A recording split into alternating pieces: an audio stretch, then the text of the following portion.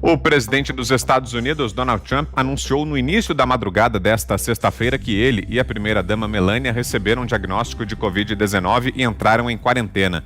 Escreveu Trump no Twitter: "Vamos começar nossa quarentena e nosso processo de recuperação imediatamente. Nós vamos superar isso juntos." Segundo Sean Conley, médico da Casa Branca, o presidente e Melania estão bem e o republicano deve continuar cumprindo suas tarefas a partir da sede do governo americano durante o período de quarentena. De acordo com o chefe de gabinete da Casa Branca, Mark Meadows, Trump apresenta sintomas leves da Covid-19. Antes da confirmação dos resultados dos exames, o casal já havia entrado em isolamento depois que uma assessora, Hope Hicks, teve teste positivo para o coronavírus. A infecção de Trump pelo vírus chinês deu início a mais uma onda do ódio do bem nos Estados Unidos.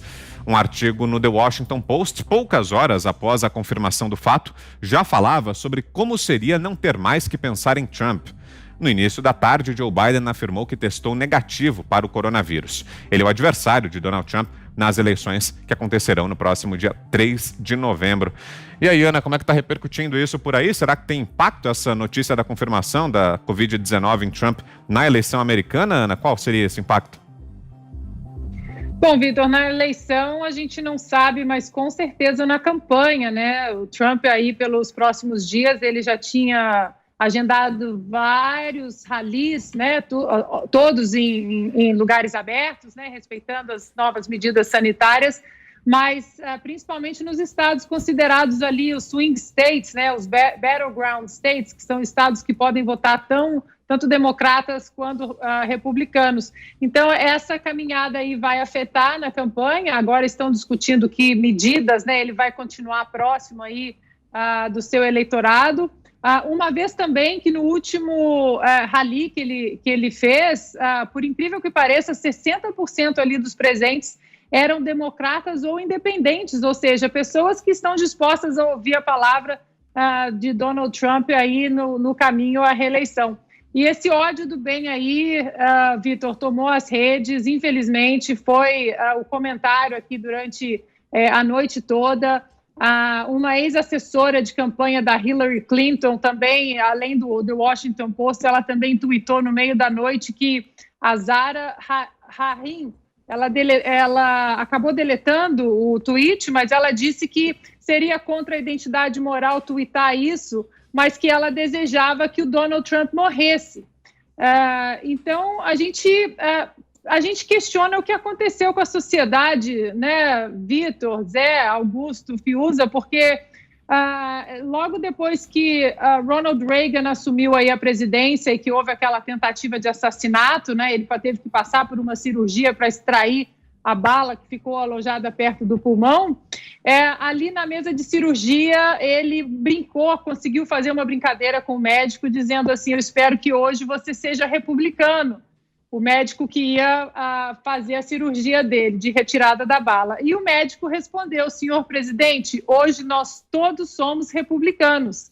E mais para frente, né, depois de alguns anos, o médico disse que ele, democrata ferrenho, ali não tem democrata ou republicano, estavam todos torcendo pela saúde do então presidente americano Ronald Reagan.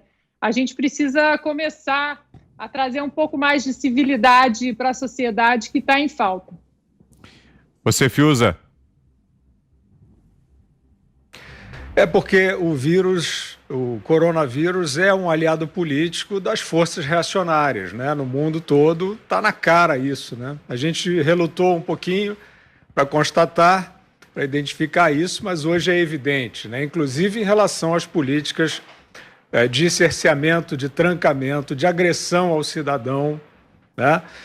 A gente sabe que a chegada do vírus, né, são os parasitas da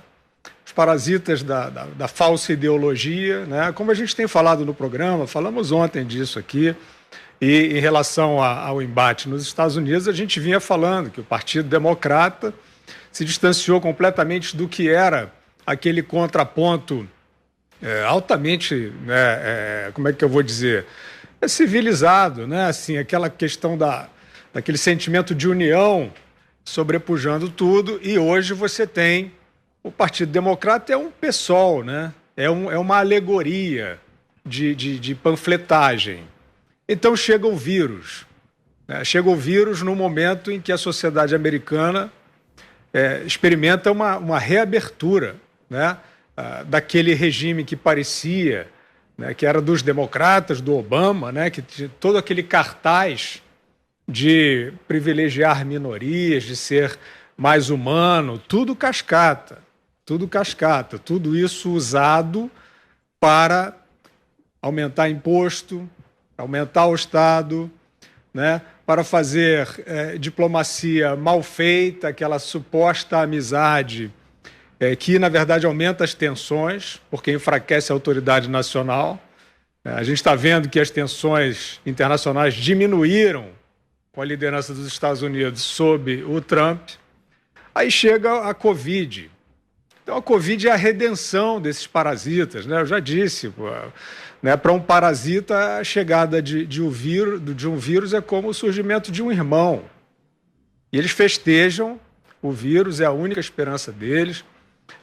Eu acho que isso que a Ana comentou, né, de fato a campanha pé no chão faz diferença, mas também o mercado já estava ali hoje precificando a quarentena do Trump.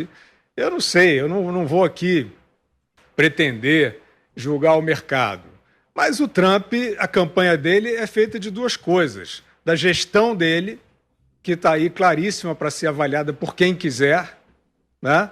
Até a pandemia, depois a pandemia é uma calamidade no mundo todo, está aí para ser avaliada por quem quiser. E a comunicação do próprio presidente, que hoje, diferentemente de outras épocas, ele não depende de ir a um estúdio de televisão para afirmar, para participar do debate, né? Hoje a rede social, que é uma revolução democrática, permite isso, permite uma campanha vigorosa. Ele não tenha dúvida, a não ser que ele piore muito o estado de saúde dele, não é o que está acontecendo por enquanto. Ele vai continuar em campanha, o Twitter dele vai ficar mais forte ainda, e eu não acredito que esse evento vá influenciar de forma importante a eleição nos Estados Unidos. Fala, Zé. Olha, essa situação do presidente Donald Trump vai certamente interferir muito na campanha eleitoral dos Estados Unidos. Primeiro, pela postura dele, né, que é uma postura mais assim de não usar máscara, de não evitar aglomerações. É uma postura respeitável, uma postura lógica, porque não há, todos os estudos mostram que ninguém protege o cidadão fazendo isolamento. Protege, evidentemente, né, os hospitais e o aparato de saúde, que não poderia e não pode suportar todos ficando ao mesmo tempo com a Covid. Por enquanto, são sintomas leves, e a gente sabe que é muito raro, mas pode acontecer um agravamento. Então, por enquanto, é muito difícil de avaliar qual será a interferência desta nova situação do presidente Donald Trump na campanha e no processo eleitoral dos Estados Unidos. Mas o que a gente vê, esse acirramento, Ana, ele é internacional, ele é no mundo inteiro. Alguém virou a chave do mundo e todos os ódios foram para a política. Há muito tempo a gente observava, estudiosos relatavam aqui, estamos falando aí de 15 anos atrás, né, chegavam aqui falando exatamente desta tendência de execração da política e de reações entre pensamentos políticos, e isso foi aumentando e chegando a esse ponto. Sei também que, apesar de muita gente achar que aqui no Brasil a situação já está muito extremada, tem grupos de WhatsApp aí brigando entre familiares que não se falam por conta disso. Chegou um ponto aqui durante a campanha eleitoral, no auge da campanha eleitoral ali, Bolsonaro e PT, que reuniões familiares foram evitadas, exatamente para evitar brigas entre parentes. Estamos falando aí de irmãos e tios e tal, para se ter uma ideia. E mesmo assim, a gente sabe que aqui no Brasil a situação não está tão exacerbada como em alguns países, por exemplo, da Europa e mesmo nos Estados Unidos. Então, esta é uma situação global, né, de uma tendência mesmo à radicalização, e isso não é útil, é claro que não é útil. Então, quando a gente vê alguém vir a público e até veículos de comunicação respeitáveis fazer esse discurso de ódio, de morte, a gente fica assustado, por mais que a gente saiba que a situação está nesse pé. Então, assim, duas coisas. Esse discurso de ódio, que é chamado ódio do bem, quer dizer, eu odeio aqui porque se ele morrer faz bem à humanidade, né? Mas quem? Um pensa do outro a mesma coisa. Isso não faz bem à humanidade, não faz bem à sociedade. E muito menos à política. Porque enquanto se está destilando ódio, não se discute propostas, não se discute qual é o objetivo daquela candidatura. Então, ainda é um processo indefinido, haverá outros debates, né? E a situação prossegue. A gente está falando assim porque é muito importante essa decisão nos Estados Unidos, porque interfere diretamente aqui no Brasil, tanto na economia quanto na própria política interna. E antes de passar para você, Augusto, eu só lembro que essas e outras informações você encontra no nosso site. Acesse jp.com.br, 24 horas por dia, todas as informações para você. Por lá tem a cobertura completa do estado de saúde do presidente americano. Augusto. Olha, eu queria aproveitar para fazer uma curta declaração de princípios aí que não vai causar surpresa nenhuma, que não é surpresa nenhuma para quem me conhece há mais tempo.